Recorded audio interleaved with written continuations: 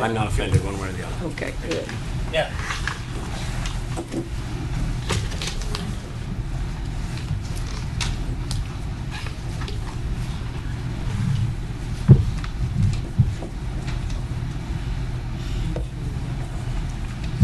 Yeah, mine's on.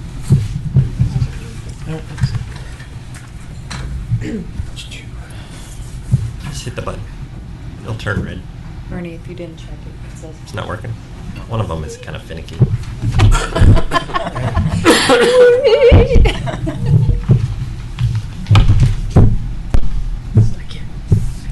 It's stuck. Yeah, it's stuck. I can probably move it, but not that angle. Oh, it's stuck on there. Is it? Oh, you got it. We don't need that. Yeah, it doesn't feel like it, does it? Okay.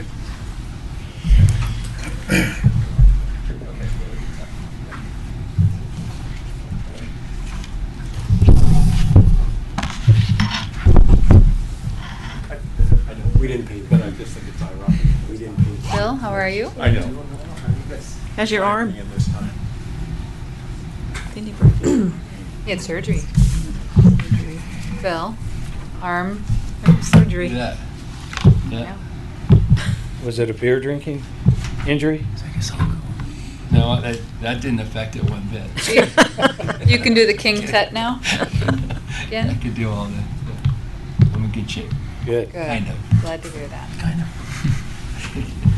Doing more for the Arm-wise. shape you're in, right? Yeah.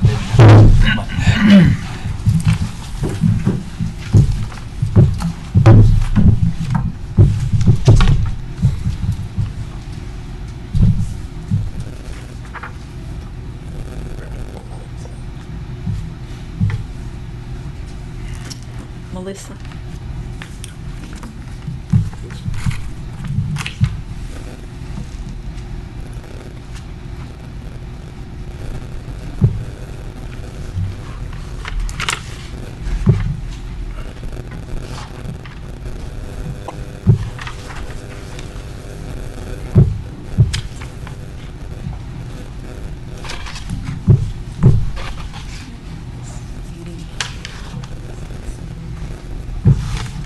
The agenda?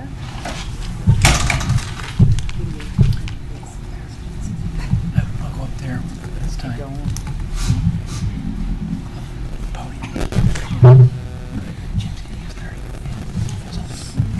Made it apple pie.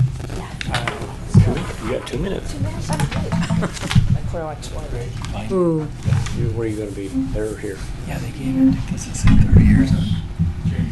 Same name tag. I was just Good going. thing to check.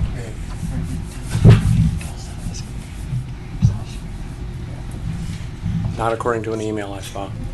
And you? I'll forward it if you want it. City. Yeah. I don't know.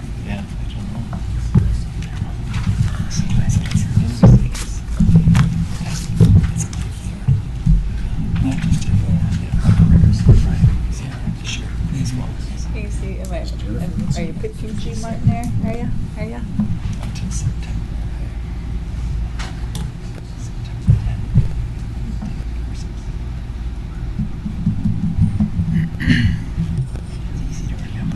Seriously. They canceled our workshop. 6:30, I think. Is it 6? Yeah. She's kind of an old type. Every Monday. Every Monday. Not just every other Monday. Every Monday. I remember that. Yeah, that's okay.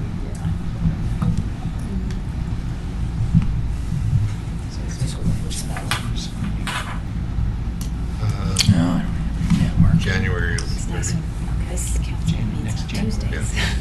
That's why I was here on that Tuesday. Okay, we're going to call the workshop to order, please. Bernie, can we get roll call? Yes. Hogan, Here. Chaney, Here? Roberts, Here. Carter, Here. Burton. Here. Smith is excused. Thank you, Bernie. I want to make a quick couple comments before we proceed down the agenda. This is our first meeting of the COVID-19 era, so we're working from a little different layout. I'm the Mayor Pro-Tem this year. Not sure why I volunteered for this one, but here I am anyway. The mayor is working his way back from his vacation through the challenges of flying internationally. He texted me earlier today. So what we've done, obviously, is we've moved the workshop where we're up here. Staff is a little closer to us, with a little buffering to the areas of the public. It is going to be streaming. In fact, I've already got confirmation the streaming is working. So if there's no questions at this point in time, we're going to proceed to public comment. I would suggest if you have written comments you want to submit, please do so, and we'll get them distributed to council, and there's no need for you to read them to us. That will help everyone concerned. I'd like your name and address, and I'll give you up to 3 minutes. And Mr. Chaney's going to help me with the timer down over there, so if you watch the red and green, he's my helper. Anyone?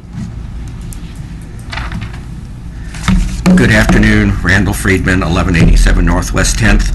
With the plethora of bad news, I wanted to come and do something positive, and that is recognize some wonderful Camas employees that I've interacted with. About a month ago, I got a notice that I had a water leak, and it was quite a surprise, and it explained why my bills had skyrocketed. And for those of you that didn't remember, I was recovering from breaking my neck, literally, so paying bills was kind of not the top of my mind. So I went in, I talked to Wendy Easter. She walked me through what I needed to do to fix it, to get the application, to get a credit, to get, the sewer credit, to get the baseline adjustment. I found the problem, fixed the problem. I submitted it, and Deborah Books was the next day approved it, and I understand it was a discretionary approval. And so I'm very grateful, and it was tremendous to work with them, and I wanted to recognize them. To keep on a roll, in the house, there was a couple of trees that one was very dead and very dangerous, and I finally was able to make arrangements to get it removed, and the arborist checked with the city and said, since it's at the edge of the canyon, it would be okay to fell it into the canyon, and they did a wonderful job. And with some of the money that I saved from doing that, I sent them down in the canyon and had them remove a bunch of ivy from trees, including a bunch of trees in the city open space and the right-of-way, and including a couple of trees that were almost engulfed and were probably a couple of years away from dying. So, and the last thing, a couple of months ago, the last part of my solar canopy I needed to do was a retaining wall, where I had to cut the slope a bit. The contractor thought that it would need a permit, and he checked with the city and said it didn't need a permit. So I was happy with that, and the $750 I saved, I gave to the workers who worked so very hard on it. So I just wanted to let you know that there are people who are very appreciative and notice the great work that the staff is doing, and I hope that there are mechanisms that work can get back to them. Thank you. And thank the staff. All right, thank you very much for your comment. We like to hear those kinds of comments. Anyone else? Okay, there's another period at the end of the workshop. So we're going to move into the topics, and Curly, I think you've got the first several.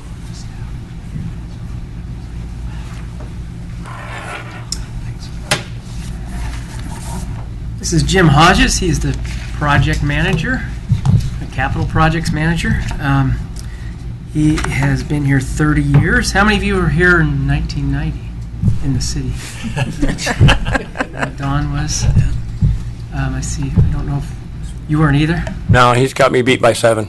Okay. So anyway, there was no Pacific Rim Boulevard at that time. In fact, that was one of Jim's first projects that he assisted with the inspection on. Jim actually has worked on about 30 CDBG applications and successful CDBG successful projects. But I brought that up when he got his 25 years, so I won't bring that up this time. He's also worked on over 250 capital projects, but I didn't want to talk about that either, so just forget I brought that up. One of the things I did want to talk about is the respect that Jim has earned and the rapport that Jim has with the public, citizens, business owners, contractors, consultants, and basically all stakeholders on his projects. We had one comment from a business owner that's had a lot of concerns. He'll go unnamed, but there's an email from him that says, "Jim, you are awesome. Thank you. This means bunches to me." And these types of comments are indicative of what folks that Jim works with think about him. So, Jim, I want to say congratulations to you for 30 years. You are off to a great start here in your career.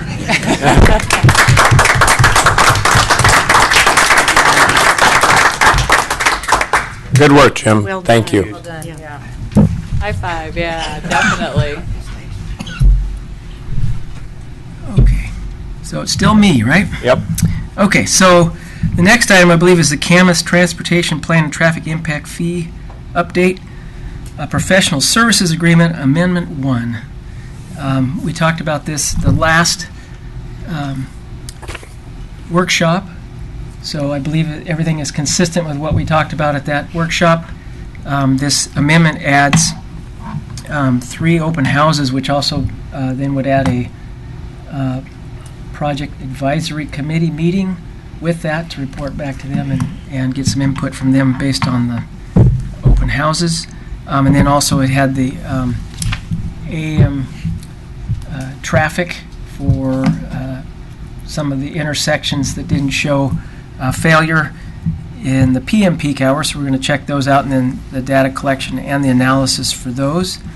That is just under $32,000. I went ahead and put that on the consent agenda tonight.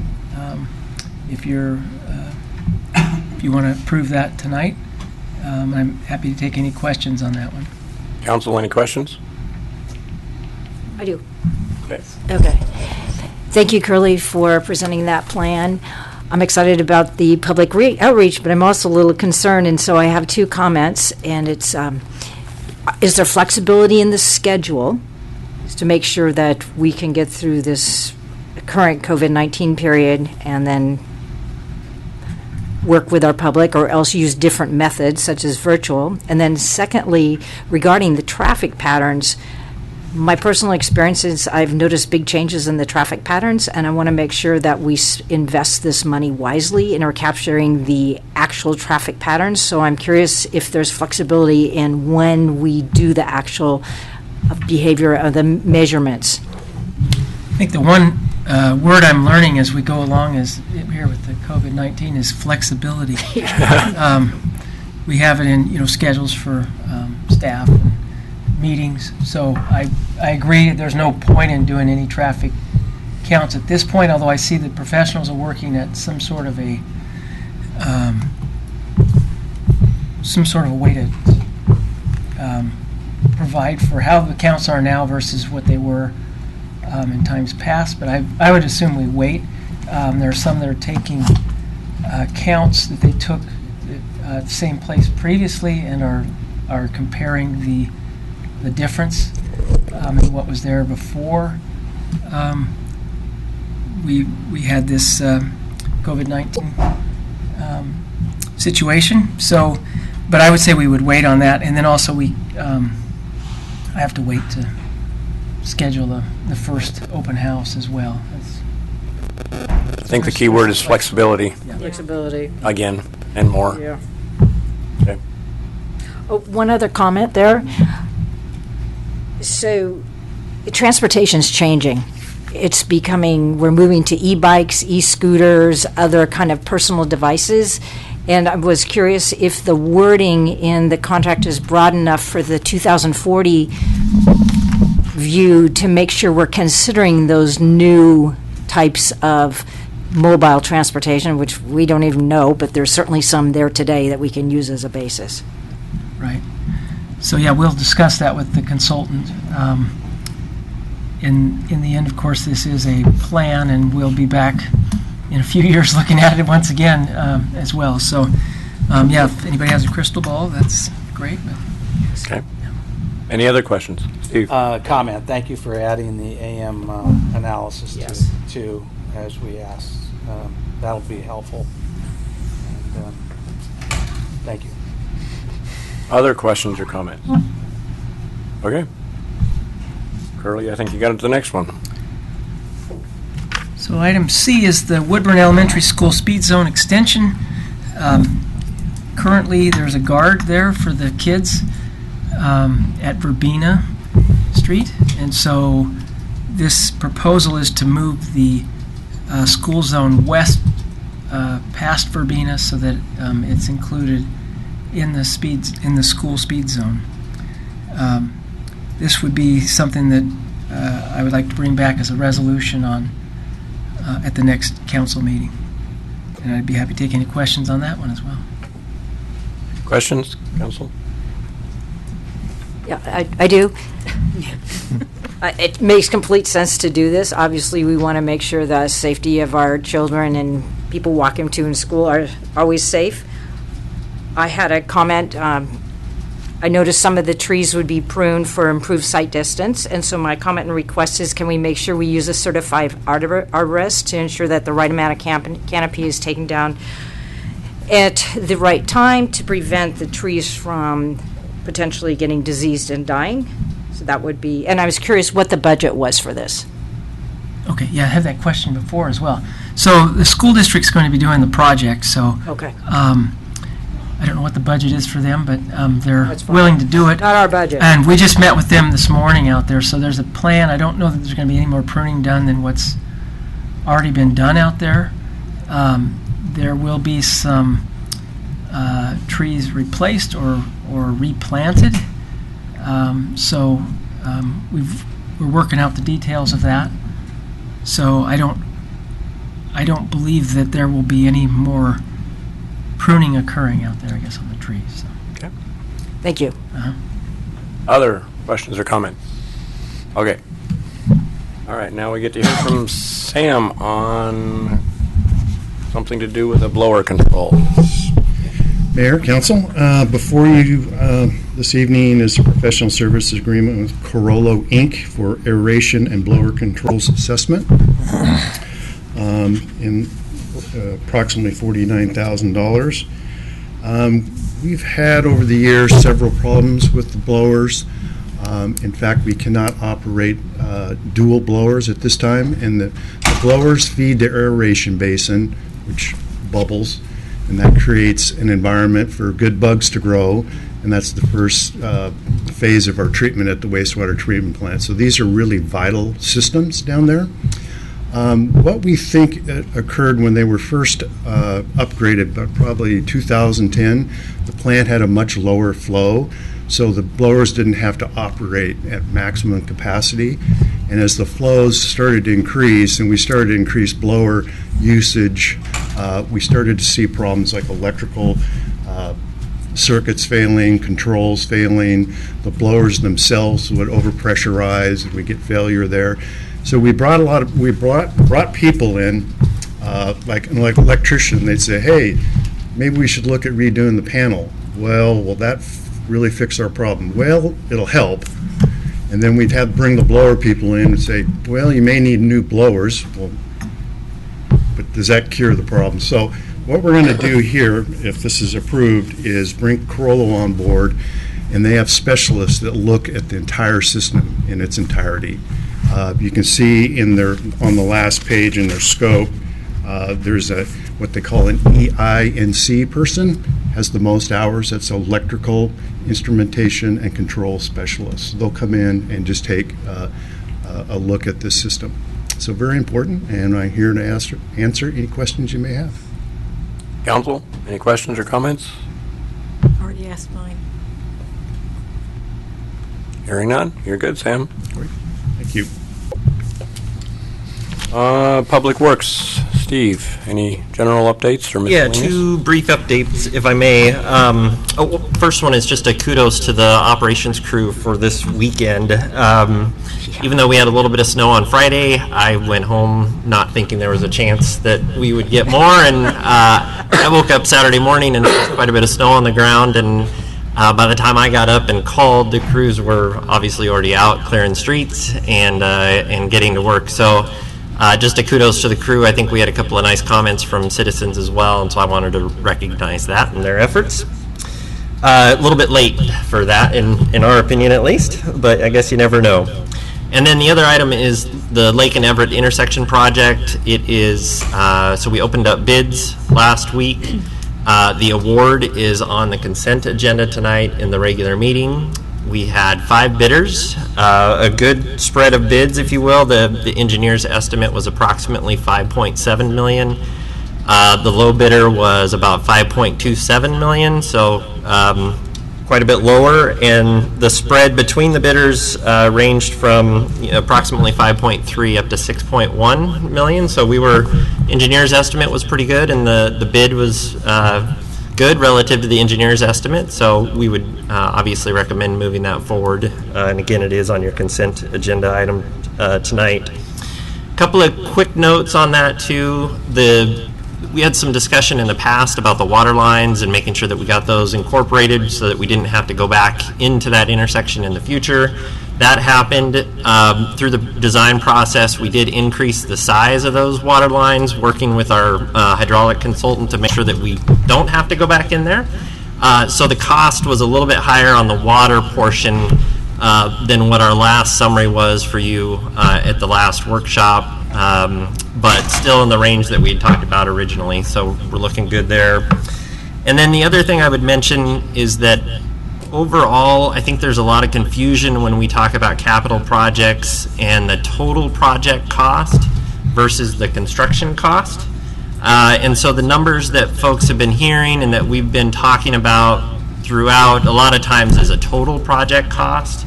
And those are the numbers that we've been using, the $7 to $8 million range. And that, again, represents full project costs, construction, design, permitting, easements, and everything else that wraps into the full project. So I just wanted to mention that. And that 7 to 8 has been pretty consistent. And the $5.3 million award for construction, when you add permitting and design and all the other project costs on top of that, we're still actually sitting basically right in that $7 to $8 million range that we've been carrying all along. So we're looking pretty good there overall, and I just wanted to kind of mention that difference there that gets confusing sometimes. So happy to answer any questions. One comment I heard already on the trail maintenance at Heritage Trail. Happy to see you guys out there doing good things. Public comment was yay, positive. Thank you. That work did start today, so that's good to hear. Other comments for Steve? Questions? Okay, thank you. I think Sarah and maybe Phil, but Sarah for sure. I'll start off. On your consent agenda tonight is the contract for the Housing Action Plan. We had 4 consultants submit bids, and we selected Mosaic Community Planning. They're out of Georgia. We had a kickoff meeting scheduled with the consultants next Friday. We've rescheduled that to sometime in mid-April. They were going to fly out here, and the suggestion was probably not to fly out here this next week. There's a few other items that we'll probably have to shift as well. Looking at our schedule of work that we had as one of your attachments, our public engagement plan, we were supposed to have that, as a deliverable about a month after hiring them. So I'm sure some of these things are going to be pushed back, and we'll have to bring a new schedule back to you. Do you have any questions? I think Curly's flexibility is going to transfer to your area as well. So too. Other questions or comments, Council? Mayor, if I can, I just want to just give one kudos to Sarah. This project is being funded by a grant, and it was through the efforts of Sarah to reach out and get that funding. So I just wanted to let you guys know, or reaffirm that it was her efforts that got us to this point. So. Oh, more good news. I like that. Yeah. We were one of 2 communities in Southwest Washington that got the first of these grants as well. So it's something to be proud of. Good, and just bad timing. Yeah. Well, the consultants can start on that aspect of the work. They have a lot of background research to do, so they can definitely start this project upon your approval. Okay, very good. Thank you. Phil, did you have any? I do not. Okay. So,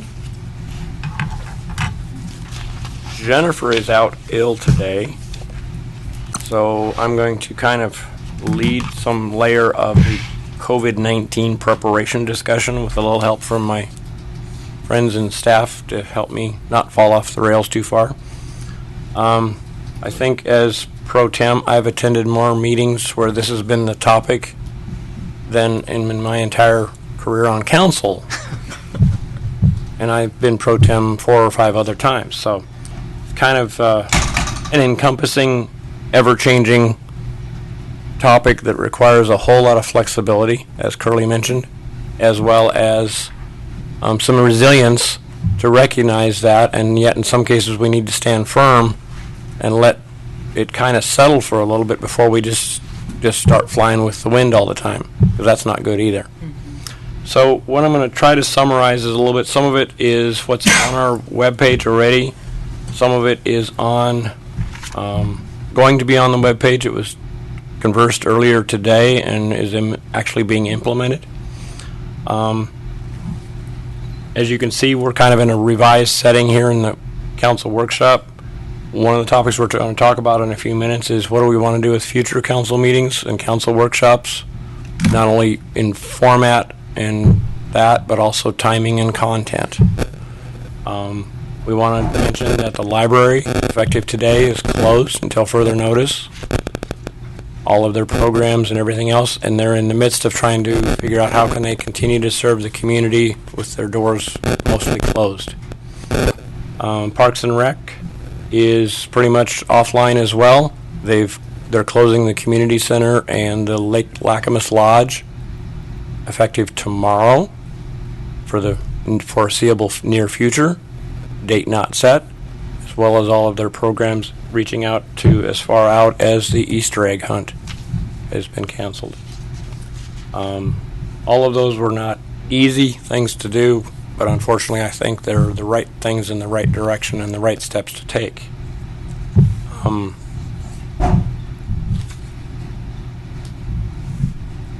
The feedback we're getting from the public for the most part is quiet, which means no one's really objecting, and they're just basically saying in some cases it's about time, but it's still framed in a positive statement.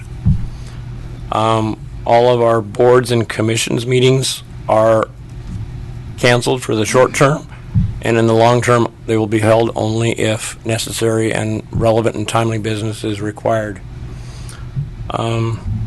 We encourage people to do as much community work with us over the phone or online. Walk-ins, I think, Phil, you had indicated that your area is headed towards trying to set appointments for permit applications? As of the 18th, on Wednesday, we're going to go to by appointment only. Okay. And for permit pickups for those that are approved, or same? It will be the same. Okay. We'll call them and schedule appointments. Okay. Steve, your operational side is pretty well on track? Yeah, still on track. We will be looking at the hours and working with staff on that moving forward, but essentially we're treating all operations at this point as essential services. Okay.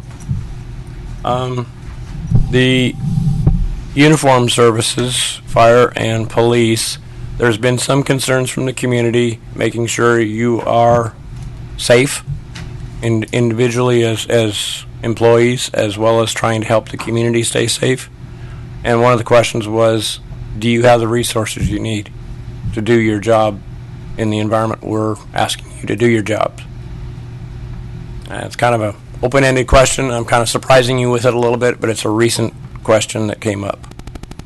I don't know about Nick, there's some resources that, like N95 masks and gowns and hand cleaner. We have a small amount, what would be the normal amount in supply, but we've ordered more that we can't get right now. So in the way of supplies, I'd say that it would be nice to have a little bit of a cushion.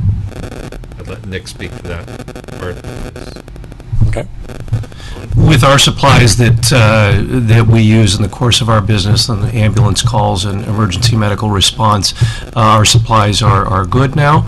Obviously, our deployment has gotten a lot more complicated with all the calls that we go on to people with flu symptoms and just being generally unwell. So the county has implemented a protocol across all of Clark County about how we have to approach these patients, certain protective equipment we have to wear and so forth. But for right now, we're making do. I will note that we've decided to mirror our policy with what Phil set up down in the building department with our fire marshal's office. Beginning Wednesday, that will be open only by appointment only as well. Okay. So I'm going to open it up to council if you have questions or concerns about how the city is running or operating. This is kind of where, then we'll come back and we'll talk more about this level of stuff. Steve? Yeah, on the masks, what are they called? N95? N95? Yeah. Those basically, you've got guys on 24-hour shifts, right? Yes. So do they use one mask per shift and then discard that mask? They would use, my understanding, they'd use one mask per incident. Okay. Okay. And we have enough to do that. So far, as I've Yeah. been told, yes. Okay. And it's not a matter of money, it's a matter of whether we can actually get them Right. for them. Yeah. I have not heard of shortages for the supplies that we use as of yet. Okay. And same for you, Mitch. We have ordered, we're on back order status, and so there's a spot we can report to through CRESA that kind of puts us in the queue when public safety gets more. But again, we have a small supply, which is normal for us. Just not what I would call, maybe at this time we'd probably want double normal. Okay, and it's not a matter of money, it's a matter of being able to get a successful Availability. order That's- shipped into us. That's what, yes. Okay. If fire has more than enough, can you share? That I would have to find out from our EMS chief if we have enough Okay. for something like that. Bonnie, anything? I have one. We're talking public safety right now, at least first. I've read. City operations, period.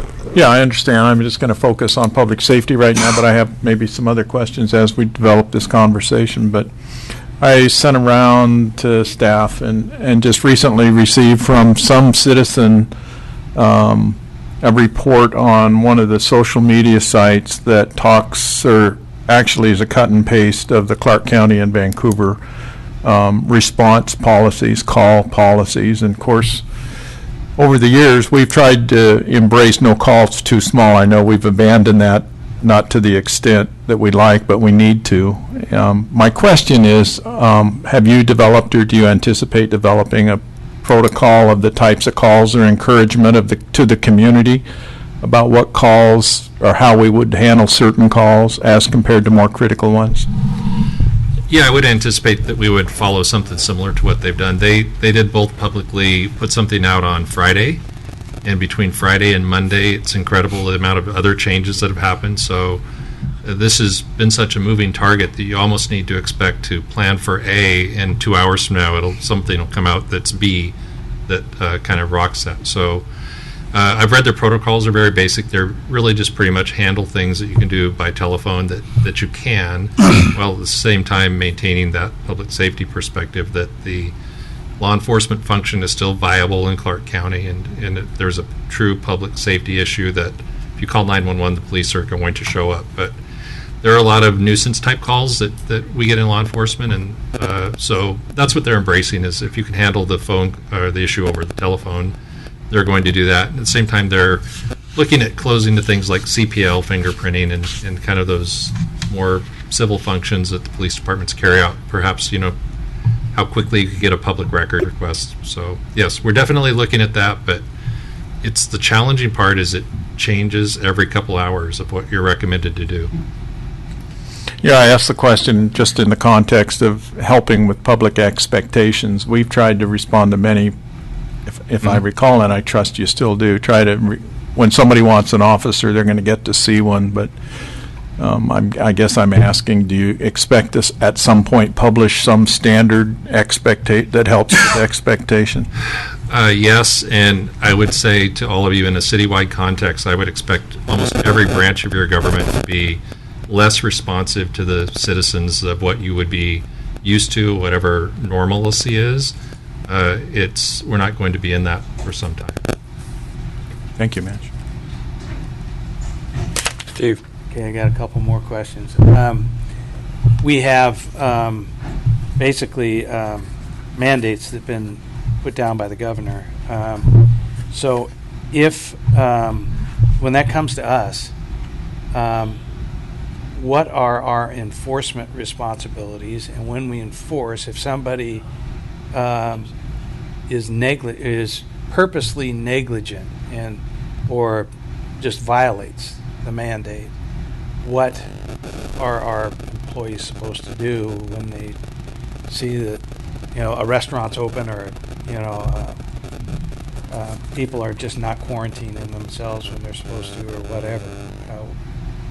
Are there any defined, misdemeanors or felonies or those types of things that these result in?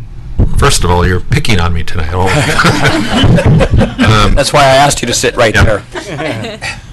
Yes, there is a statute in the RCW that talks about, for the benefit of enforcing the public health rules in a time such as this, that not following those orders from the public health department that are based to control infectious disease is a crime. So it's an RCW, it's a misdemeanor. And ultimately, I'm sure all law enforcement agencies would have that in the toolbox to use if necessary. It certainly wouldn't be the first tool out of the toolbox. I believe that we're in a period of trying to educate people as these issues come down. They have to be communicated, understood. You'd have to be aware of that. But there may be a time where some of those tools are used. I don't think we're at that stage yet. But the infrastructure is in place to do that if necessary. Thank you. Is that responsive enough at the moment? That is responsible enough. You guys have more questions? Okay, Steve. I hate to bring this subject up, but it seems like, especially in the step system and the sewage treatment, our guys could be at risk. What kind of PPE do they have to protect themselves while they're doing their job? Yeah, good question. So we talked about that some over the last couple of weeks, in the crews, all of our crews in general, whether it's sewer or otherwise, they do have the protective gear that is needed. So whether that be suits that they wear, protective suits, to goggles or sometimes face masks. Also, some of the smaller respirator masks as well are available. So we have talked about it, want to make sure that the employees are comfortable that whatever job they're doing, if they feel that they need more protective gear, that we basically pause, talk about it with the crew and the supervisors, and make sure that we get them what they need before they start the activities. Thank you. Yep. Other questions for the city group? I do. I don't see Kathy, but I was curious what we're doing regarding financial billing and operations, because I always see a stream of people in to pay their bills and so on. At the present time, she's keeping the counter open and staffed through the normal hours with some people that are not working from home, but some of her crew has been able to work from home. I think she's looking at doing some form of a rotation amongst that, but I'm not sure. She's also researching whether, in fact, we can close the window and take payments not in person. There's some confusion on, I don't want to use the word confusion, there's some clarity needed whether we're allowed to do it remotely, as it were. Vancouver apparently thinks they can because they've closed their city hall walk-up window, but Kathy's not quite there yet. Mr. Pro-Tem, would it be possible, and maybe this is for Phil, to convert our annex building drive-up window? That was mentioned at staff meeting this morning, and actually this afternoon. So I think it's one of the things that's in research, not necessarily doable at this moment, but it's certainly in thought. It literally was discussed this afternoon. It's something that we couldn't do immediately because certain things would have to be in place to be able to do that. But it's certainly something we're going to look at in terms of maybe an intermediate time frame to see if there's something that we can get up and running. I also know that some grocery stores have been putting up screens, plastic screens for their employees, their cashiers. Just throwing it out there. Just all ideas on board to protect our staff. So, not recommending it, I'm just throwing it out there. It takes a lot of people with a lot of ideas to make things better, so that's okay. I have a question. So where might, I understand we're doing updates on our website, but where might citizens who might expect some sense of reasonable response who have questions, can we create or can we figure out a way to communicate maybe in a more timely way than tomorrow or the next day? Sometimes people are focused, they have a pressing issue, they don't know who to call. Is there some... Well, there is a city phone number that's published and available. It's answered Monday through Friday by a person. Okay. And if the person's not available, it may go to voicemail, but there's usually a person right behind it because it goes through the mayor's office. Secondly, there is a generic email address. If they don't know who to aim it towards, there is a generic one for admin at City of Camas. And we monitor that? Yes, fairly. that gets that's in a listserv. What? Administration. Sorry, I abbreviated. My apologies. So asked and answered and heard. Yeah. Thank you. As well as on our website, there's also links to other agencies that have their own question and answer process. That, for example, the governor's page is pretty robust in that area. Okay, so Mayor-elect, one other. I'm already. Mayor, excuse me, Mayor Pro Tem. I'm here for the duration. Yeah. I was focusing on the question, not your title. That's okay. The municipal research had a phone call today that I think Bernie, you might have been on it, but I was on it. You were on it, where the subject came up that if there is a person on staff in a building where coronavirus is verified, that person would have to go home and quarantine, but the staff would also have to quarantine for a period of time, and the staff in the building would have to quarantine. And so if that happened in this building, it seems like it could have a dramatic effect, and I think we need to work on a plan, if that is true, that those employees would all have to move off the job site, that they would be able to work remotely, or somehow we'd have a plan to deal with that. So it's a new, badly worded concept for me, but new issue that I think we should try to work on immediately to draw up a plan for. I think I'm going to task Mr. Wall for this one to be the point on it in the absence of Jennifer. I think Bernie wants it. I'm only from a point of view of a single point of contact, not necessarily owns the whole topic, because I think Phil's probably got some thoughts in there as well. Don't you, Phil? Sure, I'd be happy to chat. This is something that's being discussed at the department manager's level. It has been discussed in each of the several meetings that we've had in the last week. And I know my department, we're discussing it not only daily, but almost hourly, different things and ideas. We have a policy that's now on our website, all employees, or should be up on our website, all employees that have the ability to conduct work from home will do so in coordination with their manager. So most of my planners all have the ability to take home work from home. They could check their emails via home. They can also check their voice messages here at the city via home. from that, they can make appointments, come in, meet with people as necessary. Could also reach out with anybody else within our department. So there's already some of that that's in place. We have one employee in the planning department who has children at home, and she's working from home as well. And that happened almost automatically. So we have some contingencies. We have, for instance, Bob, our building official. Well, Bob can issue permits. He can review plans, he could do inspections, he could do it all. He is actually himself working from home right now, and then just doing check-ins throughout the day. So we're kind of coordinating our management of an oversight of the department, but also having people working remotely. That helps position us in an instance where if we had somebody that would contracted it, since we have people working off-site, they could come in, and so we have some kind of ability to respond. Thank you. I hope that. Sherry's not here, but we also are looking at the different IT functions, so things like GoToMeetings, other options where staff that is working at home can communicate face-to-face, if you will, virtually, with folks that are still at work, and then access to the server and other files.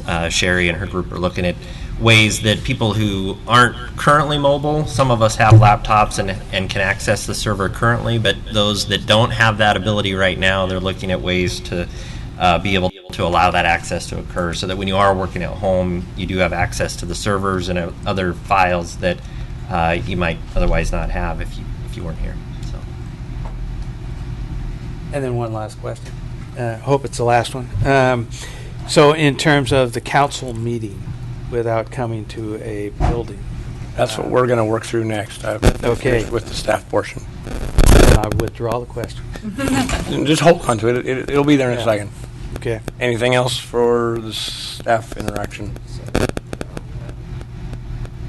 Okay. Those that want to escape can now escape. We're just going to talk about how we're going to do business, and then it'll roll back to you guys. Thank you. Okay. So, kind of in no particular order, one of the things we've all got on our calendars coming forward are our rescheduled town hall slant ward meetings. A couple, three elements of that is, at one time we had talked about wanting to have staff present, or at least some staff present to be able to answer questions without saying, we'll get back to you. The other question comes out of that is, do we want to reschedule them again in light of our friend Mr. COVID?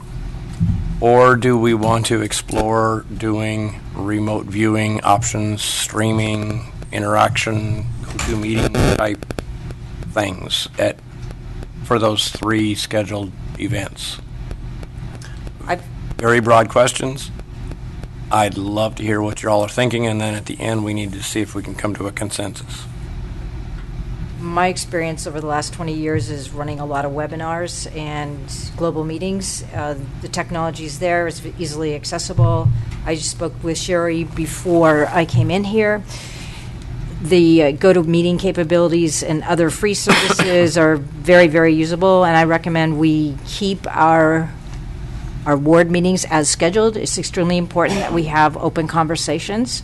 We can get the GoToMeeting or other services that have functionality for question and answers. We can have staff on those calls. We can have video for the council members and the staff. One of the things that they said on this meeting, this MRSC meeting that Steve just referenced, is that if you do that, you want to make sure that your attendees don't have to sign in, identify themselves. That is the default unless you have your GoToMeeting set up to identify you. So there are definitely ways that you can do this and make it work and have an interactive conversation. I don't have an issue with that, but I think some of our folks in our community would probably, by virtue of not being technically capable of connecting, might miss that opportunity to participate. And so my thought is I'd like to see that happen eventually, but right now I don't know that there's anything so pressing that we should risk a in-person meeting. Maybe you have an answer for that. Yes, with these meeting services, there are dial-in numbers. So an individual that can dial in a phone and dial in a code which is provided can participate.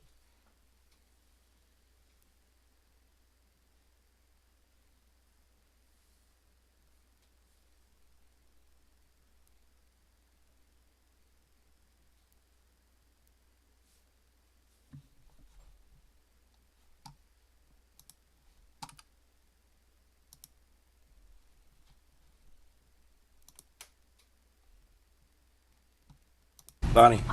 I would propose that maybe Ward 3 do an experiment and be the first guinea pig and see how that happens, how that works if we... I second that. I was going to volunteer Ward 1, but okay. Wait, you're first up anyway. Right. Forage ahead. I can do that. I think that's a great idea. One of the questions I have is, having been to a lot of different forums and having used GoToMeeting and some other tools, is the moderation or facilitation, so you don't have 7 people trying to talk at the same time, but yet at the same time trying not to close down people. In a, I'm going to call it a non-disciplined environment, i.e., sorry guys, the public, is they want to be heard. Doesn't mean they get to yell, kind of an environment. So I'm not saying that's a problem. We need to have a strong saying it's a problem. facilitation. I think it is a problem. We had 42 plants on our Yeah. calls, and somebody without variation would think they're on mute and they're not. Yeah. And they'd start banging pots and pans and. Oh, yeah. Or the dog would bark in the Dog background. bark. Yeah. And it's Big problematic.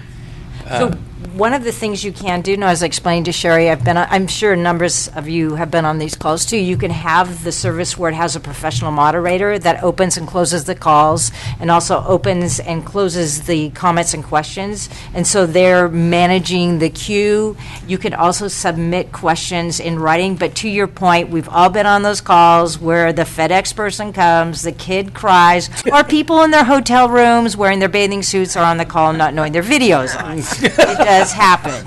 Or worse, we won't go there. True stories, I'm sure.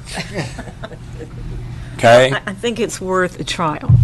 Okay. Yes. I really I do. think so So too. you and Melissa want to be first? Sure. Don, are you okay with that? Lisa's Sure. not here, so I'll say yes. I do have a suggestion from having sat on a couple of conversations with my peer counselors trying to plan out their meetings, and I think Bonnie and Steve most prominently. We found that if we're going to have these as town halls, yet have the flavor of each ward or the convenience of each ward, which is irrelevant if we're doing it this way.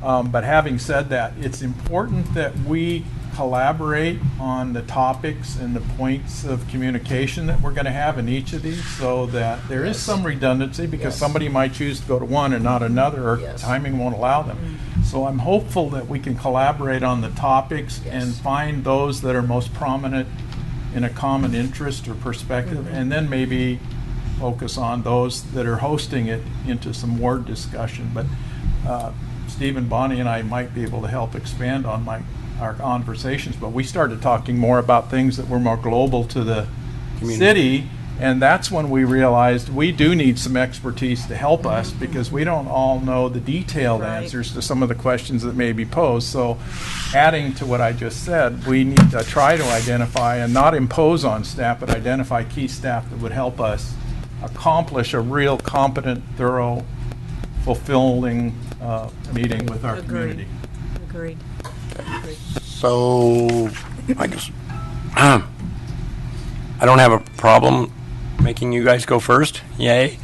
I would like to ask Ellen to continue to add Sherry any experience and expertise so that Sherry's IT team can support the first one up. We're going to do tests tomorrow. Okay. We'll start our testing protocol. The actual physical location, I think from a technology point of view, would be better if they're all hosted out of this space. I would think so too. I think so. But no open doors, apparently, is probably the other- best way to do it. The other thing Sherry said, if we host it out of this space, then we can put the video on in addition, and so it'll be archived. Right. Any other? So a elements? question is, how might we facilitate, A, identifying topics, so B, we can know which staff to ask to help us, and then anticipating, maybe it may not even be a topic, but for example, and I'm sorry, Mitch, picking on you again, there always seem to be law enforcement questions, or fire or EMS questions, or whatever. So we need to decide how and when we can get together and sort those things of common interest out. Well, and the other large topics would be the sub-area planning. There's lots of comments on Nextdoor about that still, so. Yeah. Steve or Bonnie, I think one of you took notes in your Yeah. thing. Maybe you could just share a few. Sorry, I don't want to take this over, but just to use as an example of what we talked about. The more you guys talk, the less I talk. I'm okay. I did take a lot of notes. Some of the topics that I narrowed it down to is we definitely want to talk to our citizens about the census. Right. That's informative more than discussion-wise, but it was important to bring. We also talked about making sure the story of our legacy lands was told properly, including the length of time that this project has been going on. We discussed having videos. Maybe we can still put those together at one point and put them online. But how the trails will be incorporated into this project as well. And then it kind of, we talked about maybe our everyday business, which is, public safety, how the budget is being spent, and then about town, which would be development, and roundabouts being built. So there were some general broad topics, brushstrokes, but it gave people a little bit of direction on how these meetings would be laid out and how we would progress through the questions. That's how we talked. Do you also look at forward-looking, what's coming next in these? Yes. Okay.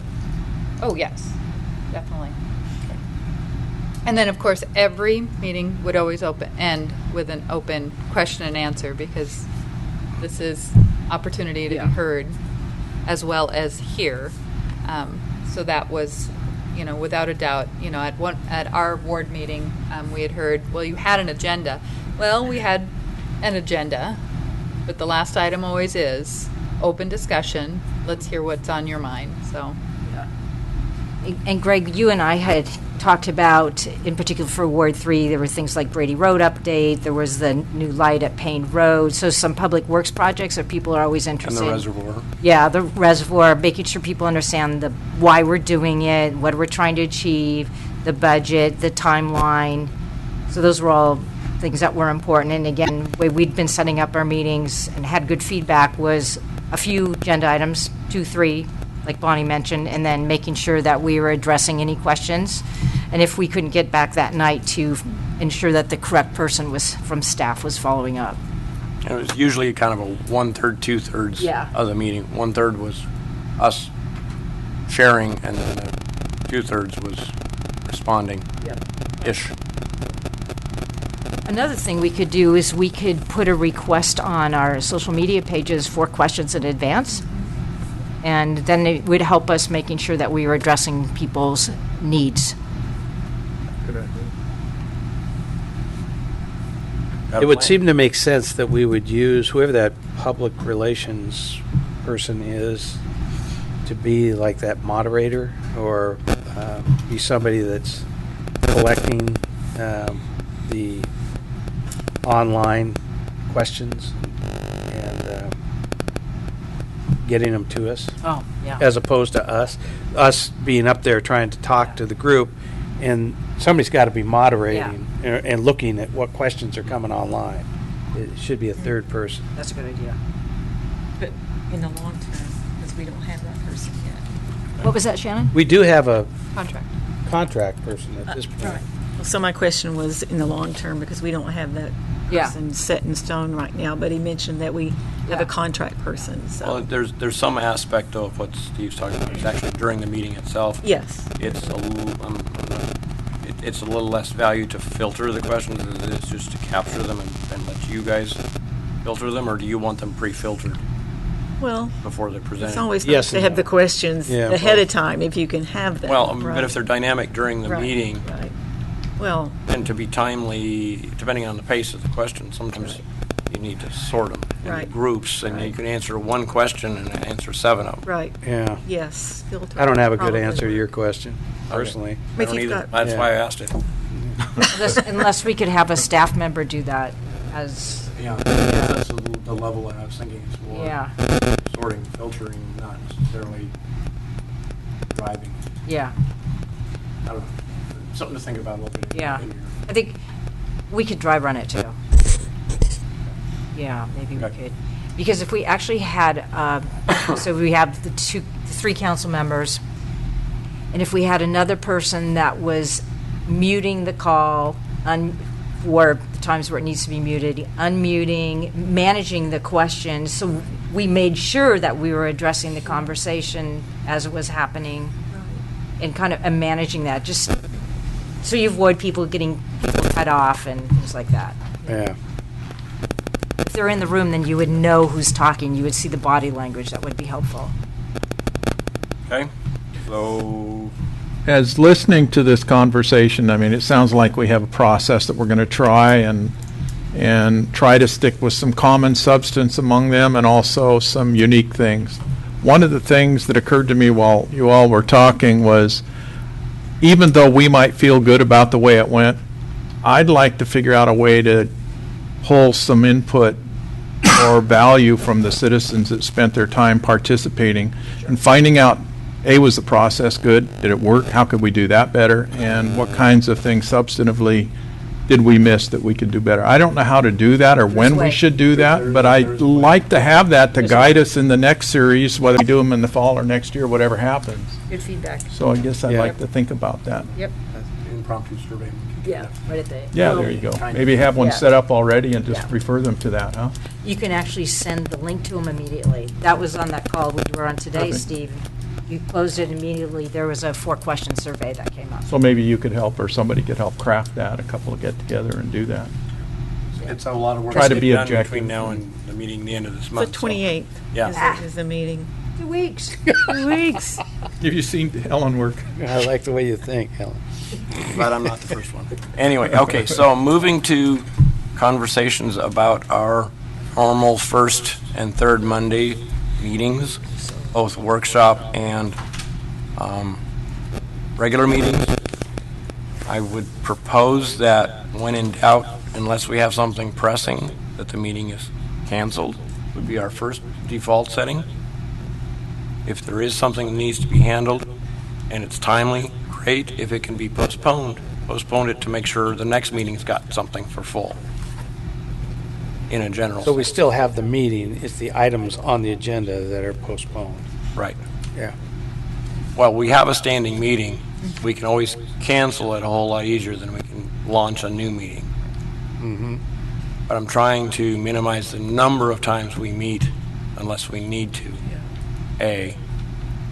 Because it will be a bit more burden, believe it or not, having a virtual meeting Yeah, well, than having a standard physical meeting. There's more to it, Yeah. both in the front side and the back side.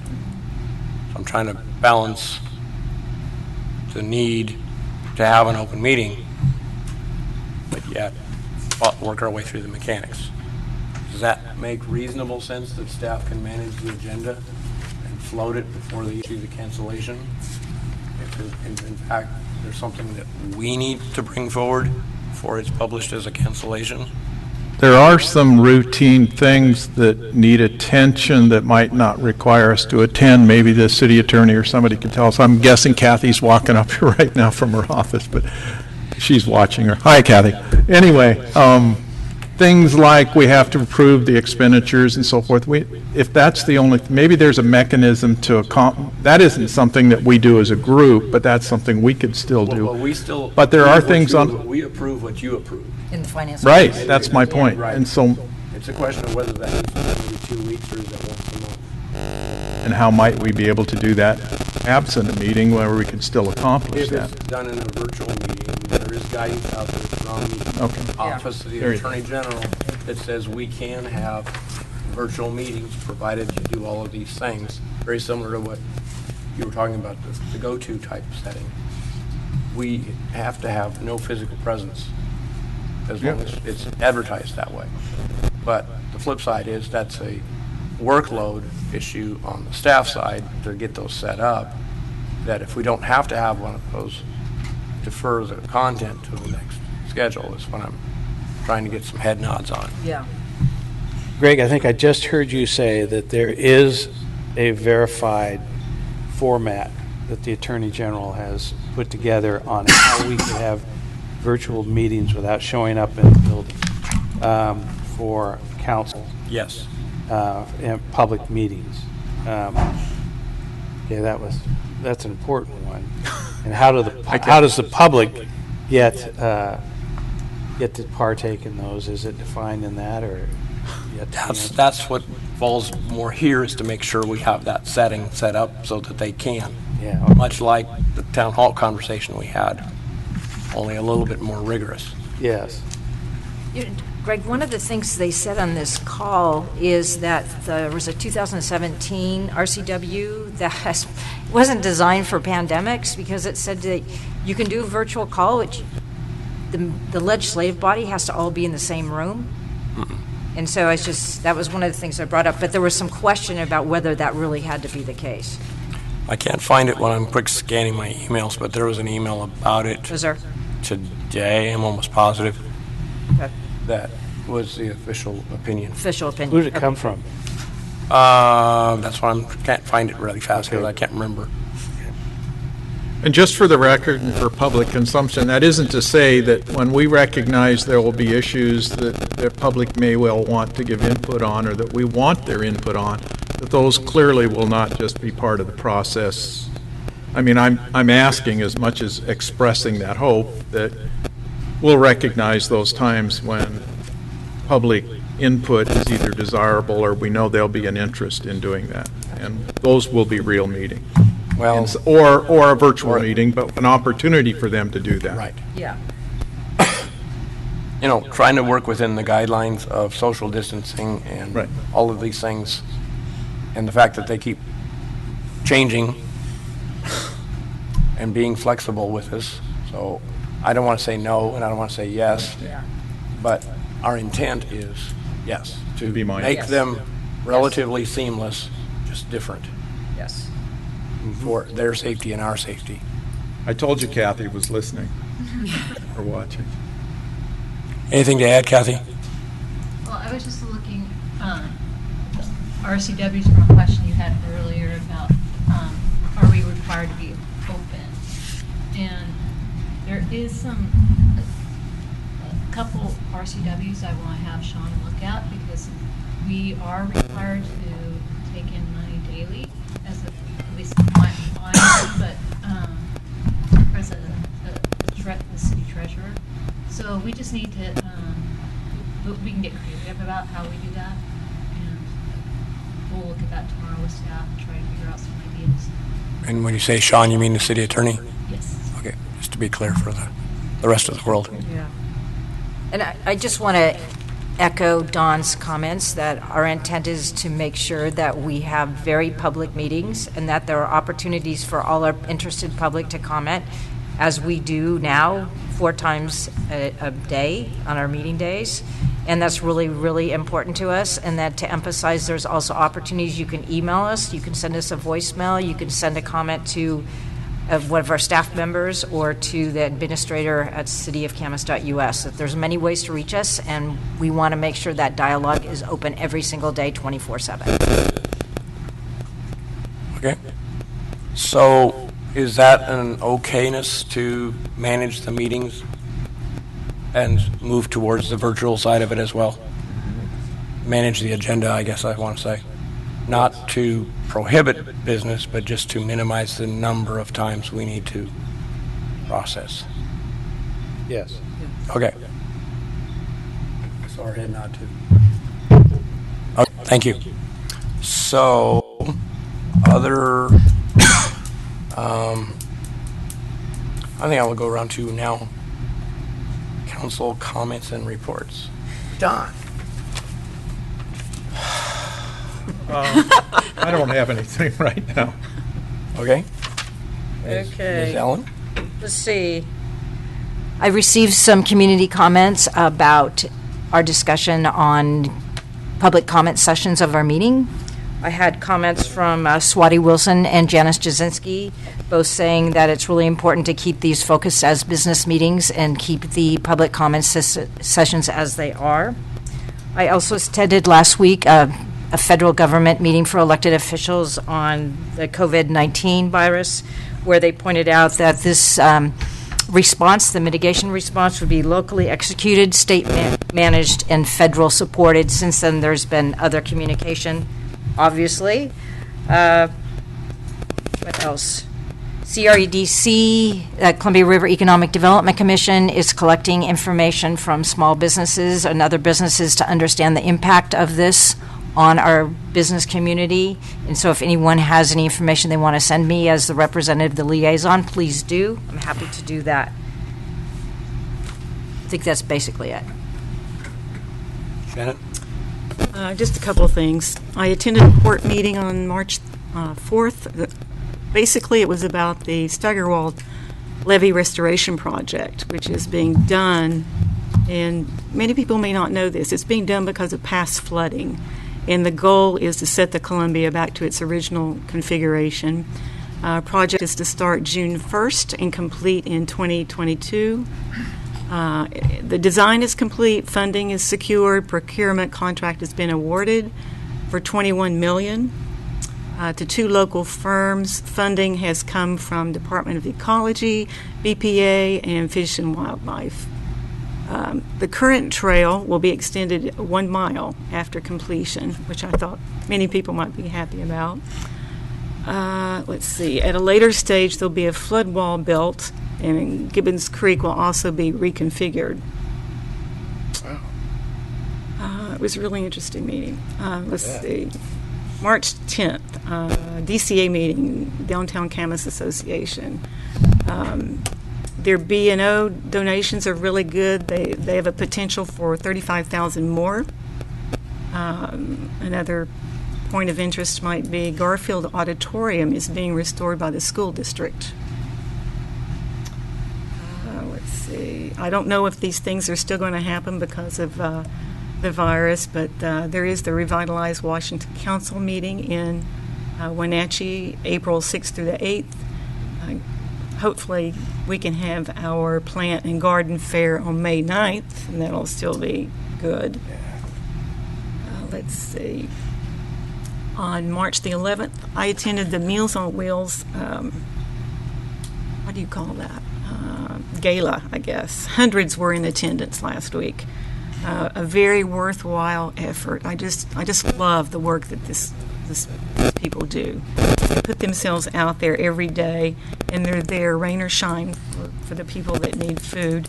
They collected $175,000 last week from us, so that's all I have right now. Thank you. Bonnie.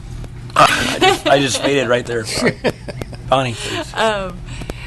Finance has been meeting with various topics. Mostly we're discussing the upcoming budget cycle and what that will look like, working with Kathy.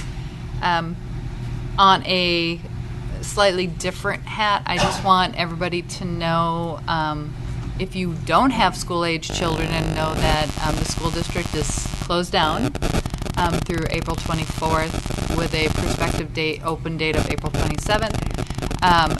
We are offering sack lunches to all of our students, not just those in need, but any of them. And I believe the school district administration met today to try and figure out a more effective way of delivering those lunches to students instead of having them picked up.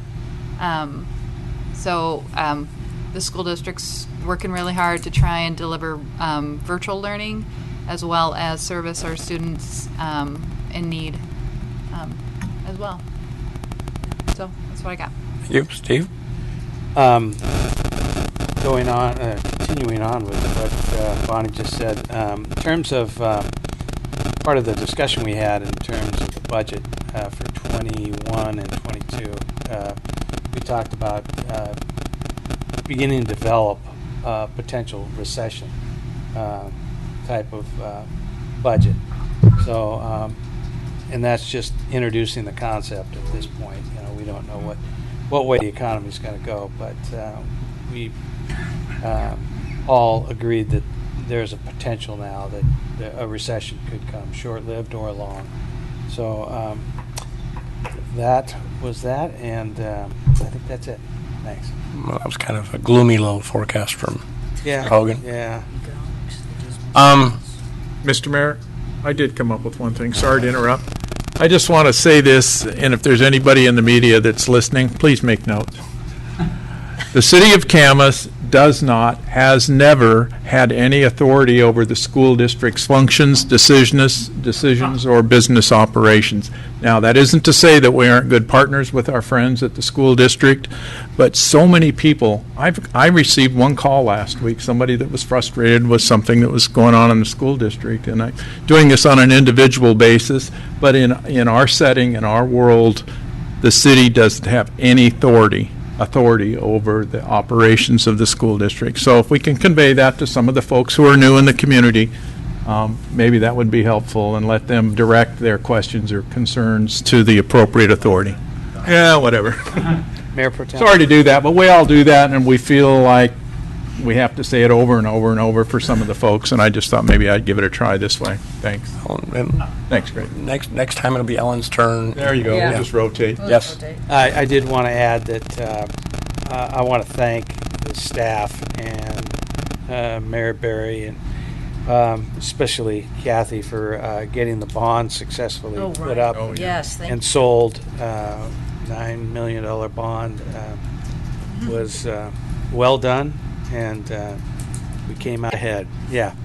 I'm going to echo that comment about Kathy because we talked about it. I think she was having a lot of those fingernail scratching sessions on the proverbial chalkboard. Yeah. So thank you to you and your team and the whole city team that worked on aspects of that.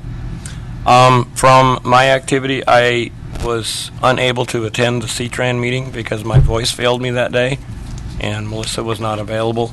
So that had a no representation from Camas today.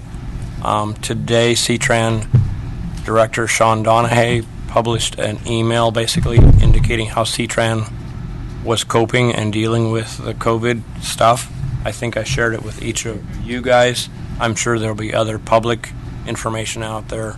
I'm not going to share it on our website because it's a CTRAN document, but it basically says they're dealing with it just like we are, as best they can with what they have to work with. Ridership is up and ridership is down in all sorts of strange places and effects.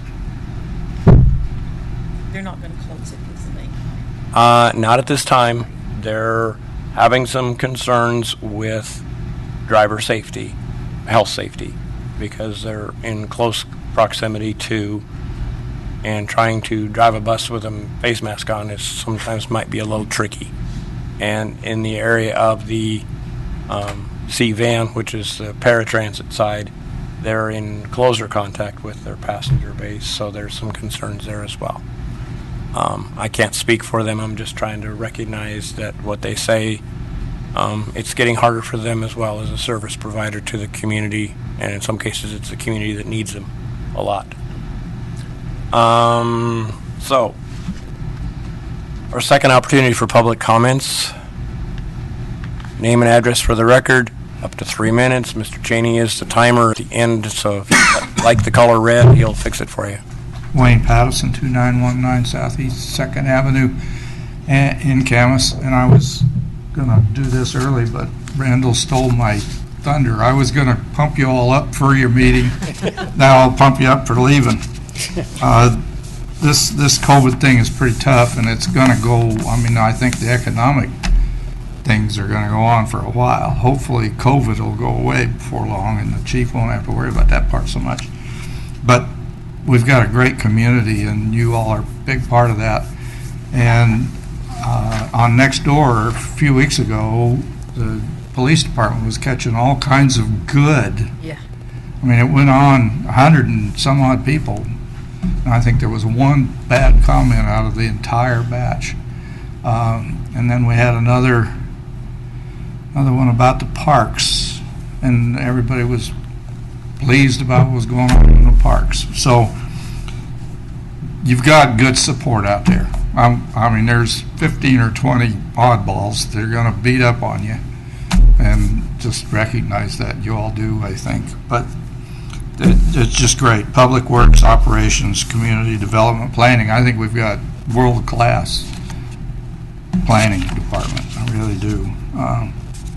And then Admin Services, Jennifer's been doing a great job, and Kathy. So, and then I was real pleased to hear that you're hanging in there with ward meetings, because I really think it would be a mistake to see those go down. So making a plan on how to do that is great. And my last thing was, don't change how you do public comments, because this is a business meeting. You gotta get business done, and you could get all dragged down on public comment stuff if you started getting board meetings and personal interactions where that stuff ought to be. All right. Thank you all. Thank you, Wayne. Thank you. Mr. Mayor Pro Tem, Wayne, you have another minute. Go ahead, you were doing really well. Sorry. It's okay. All right, anyone else from the public? Going once, gone. See you at 7 o'clock if you want to be here. Or need to be here. Good save. Yeah. Thanks, Mitch. Thanks for being Good to see you.